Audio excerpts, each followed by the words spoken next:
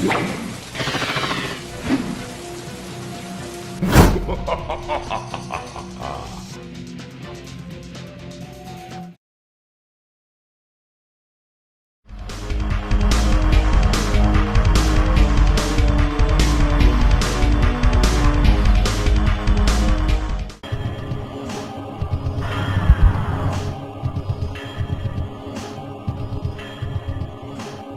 idea was Mortal Kombat?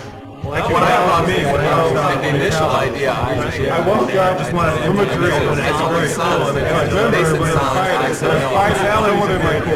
My name is David Mikic, and I'm a graphic artist.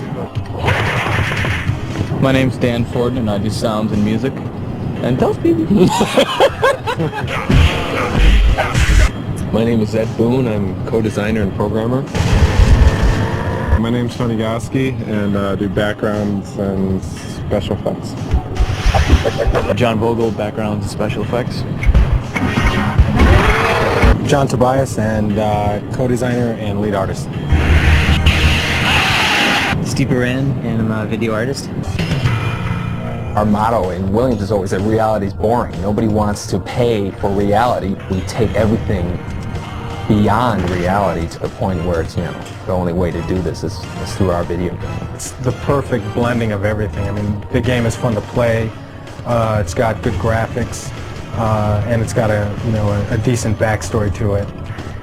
It's easy to come up with the ideas, anybody can come up with ideas for games and stuff, but it's to actually convert something from an idea in your head into reality, into something that is a sellable product. That's where the challenge is. This is sort of the very first concept of the story. This guy here eventually became Shang Tsung. The mystique and all that whole feeling of it was really, the foundation of that was really what John Tobias kind of envisioned. One thing Mortal Kombat does for all of us is it puts you in a mood or puts you in a setting where you're sort of able to create things that are surreal. Mortal Kombat 1 took place more, on an earthly environment, in an Asian type of setting. In part 2, we knew that we were going to send our characters to sort of a different world, and so the door was completely open for us to kind of interpret that in any way we wanted. Mortal Kombat 3 has so much hidden stuff, it's just endless, just the amount of stuff that we packed in there. Okay, come on. I don't know if I should be telling you this, but I'm going to show you a move, okay? Listen. You can go back, forward, back, and then down, and then push the run button. And if you do that really fast, I'll be your friend forever. The button and joystick combinations were the expected. Everybody would start looking for them immediately, and that's when I believe Ed came up with this whole sort of combination lock system. There's 6 little boxes, 3 of which are controlled by player 1, 3 of which are controlled by player 2. Try different combinations of those 6.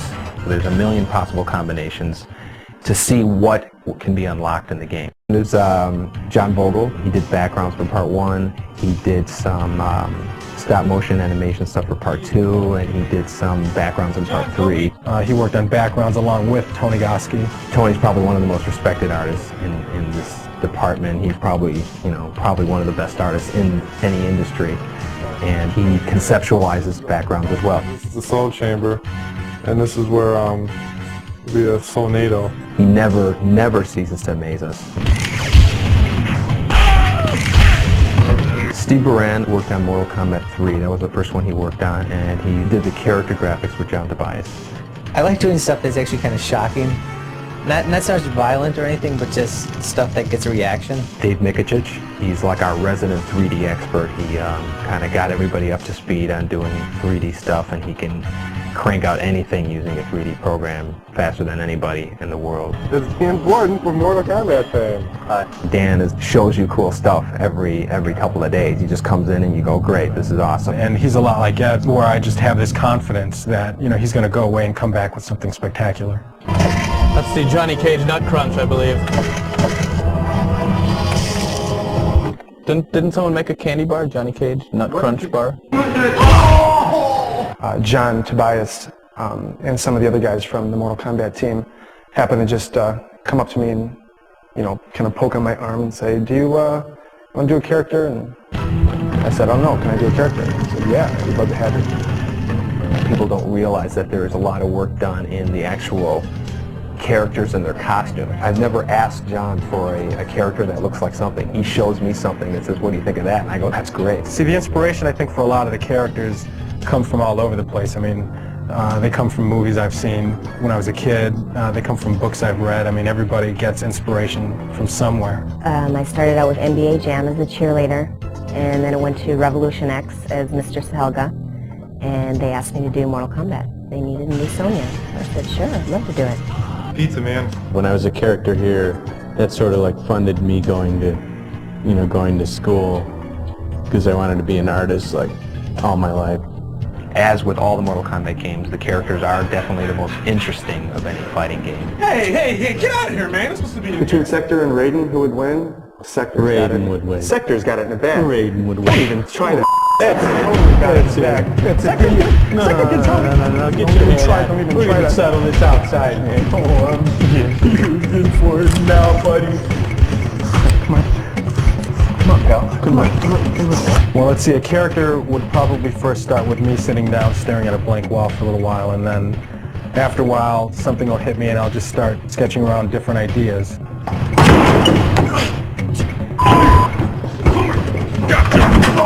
We went months and months not having names for these characters, and then we'd have these powwow sessions where everybody would kind of throw out names. Shang Tsung. Look at that Saibot. Ignore Shang Tsung. Saibot Combinations for and Shang Havoc. Tsung. But maybe it was a military prototype. And the other one was just like a security guard at a mall that didn't work out right. Saibot X11. There goes XLS. See, anything with X is cool. I like XLS. There it goes. Saibot. That's the bias backwards. Yeah, no, but I think it sounds cool. That does sound cool. Everybody says Saibot. That could be a good name for a robot. Saibot. We're gonna have Mayo as the secret character. No Saibot.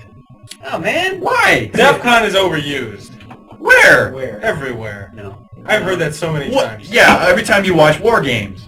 Yeah, well, you know what's going to happen? We're going to come up with all the names, we're all going to like them, and Ed's going to hate every one of them. 95% of them, somebody would say a name, and then there'd be one of us, of the 5 or 6 of us, who would just, you know, have a heart attack just because they hated it so much. And then we're like, okay, I guess that's a no.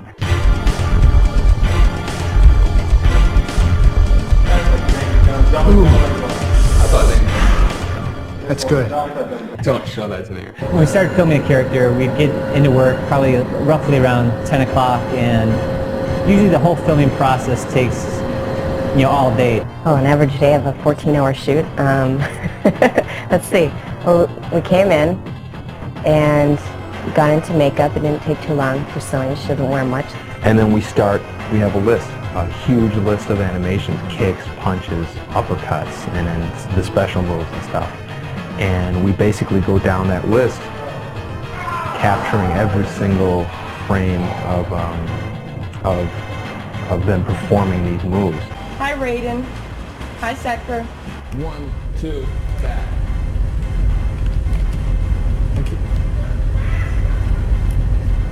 Yeah, that's good. Let's try that one. You have to do each move 8 ways. As you see, a joystick goes 8 different ways. So if I was to do a front kick, I'd have to do it frontwards, backwards, sideways, and diagonal 4 different ways. This is why we have the tape on the floor, just to keep them facing the right direction.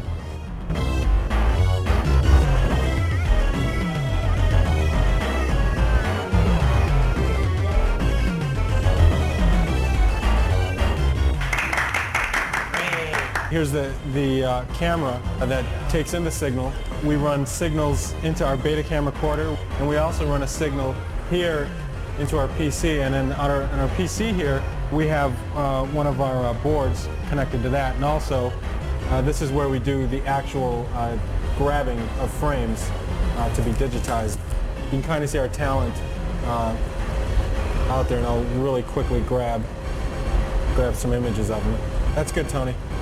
We're able to click through frame by frame, delete the frames we don't want, keep the frames that we do like. As a matter of fact, you know what we should do? Let's shove them. We should shove them. We should have done that from day one. Somebody just push him real hard. We're just gonna all right, now the next animation, just stand there.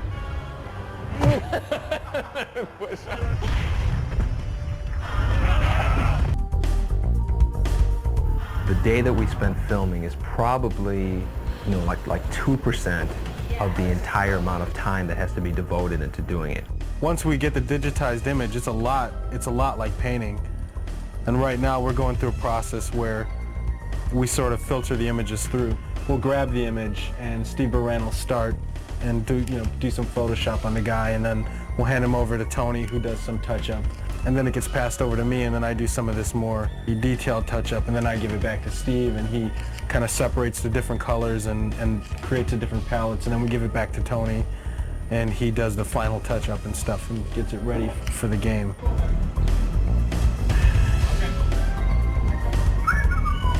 I did a drawing of this and everything. In 3D, you can make it any size and any lighting, any angle you wanted. Dave Michich did this, the 3D version.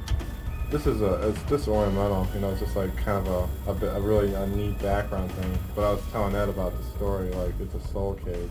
I'm working on a friendship move for our Shigoro character. That's her tentative name. She doesn't have a real name yet. Her move is she's going to turn around and she's going to pull out sort of plates and little sticks, and she spins the plates and the sticks and balances them on her hand, and she does this with her back towards you.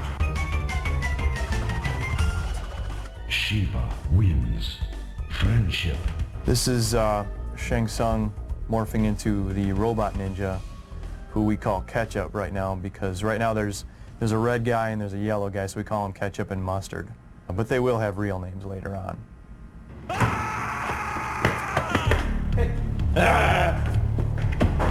And then you know what? And then we can give them numbers, so it'll be poop on you too, Right.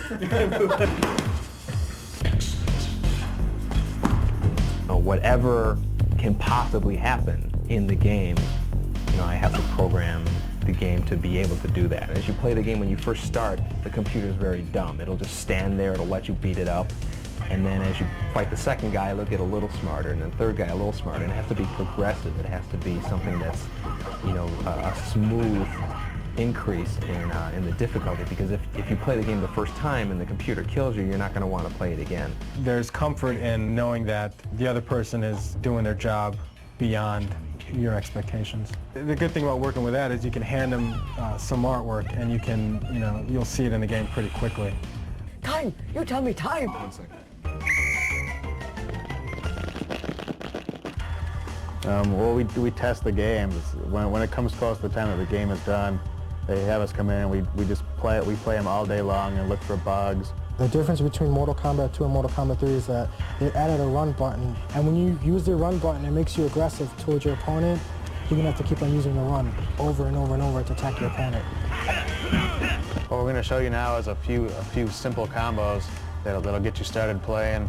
A lot of characters have a simple combo with kicks, which usually involves three presses of the same button.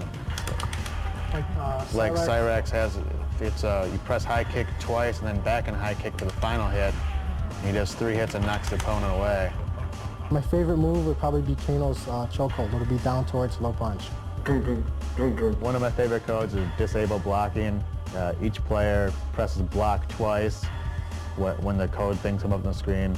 And it turns off blocking, so you can't be a defensive player. You have to play offensively or you're going to lose, because there's no way you can block anybody's hits. This is the sound area. This is where they make all the sounds for the games.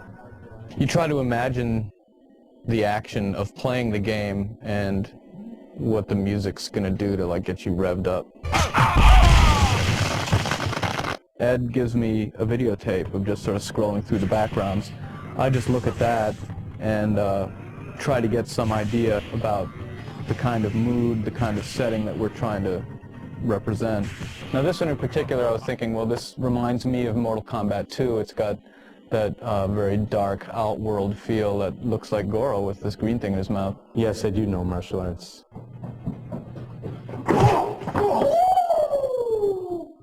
Kung Fu. I try to get a rhythm going and then fill it out with harmony.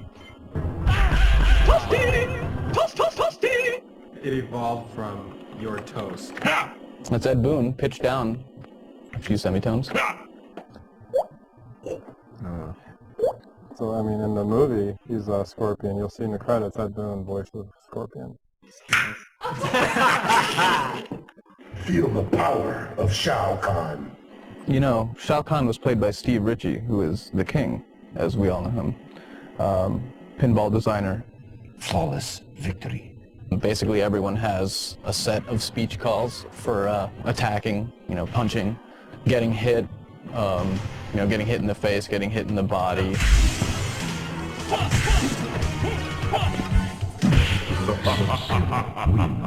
We do the arcade version, which is the original one, and then after that's one's been out for about a year or so, and then they start converting it into the home platforms, that's where you get the Sega Genesis, the Super Nintendo, the PlayStation, and all that. Well, the Chicago guys send us the assembly source code, and then we go line by line and convert it into C.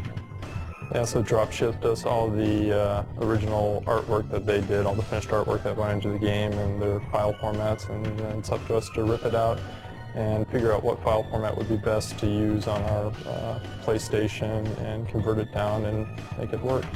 We have one piece of hardware that has a particular size of RAM and a CD-ROM, which is in the machine. And so what you have to do is you have to decide what chunks of sound data have to come off of the CD-ROM into the RAM of the machine, and at one point in the game. The quality on the PSX is better. It's stereo 44:1 sound, just like you'll buy in any music store, CD shop. Right. It's the same stuff. One of the most amazing things I think we found in the game that we couldn't believe was the fact that Shiva was a stop-motion puppet. When we were originally just looking at the artwork, we were just saying there's no way. I mean, we see like muscles rip wing. It looks like her face is changing. It just looked too real. One of the codes, if you, on the briefcase screen, if you push the third symbol down one, you'll get a new exclusive PSX code. Don't think we're going to tell you what it is. We'll just let Cool, but find out on your own. Who's the best? Who's the best? Who's the best? Man, who's the best, man? You're the best, man. No, man. You're the best, man. Ray's the best. Ray's the coolest. No, man. Ray disappears and he's like flying. He's gonna teleport. It's all an illusion. It's all an illusion.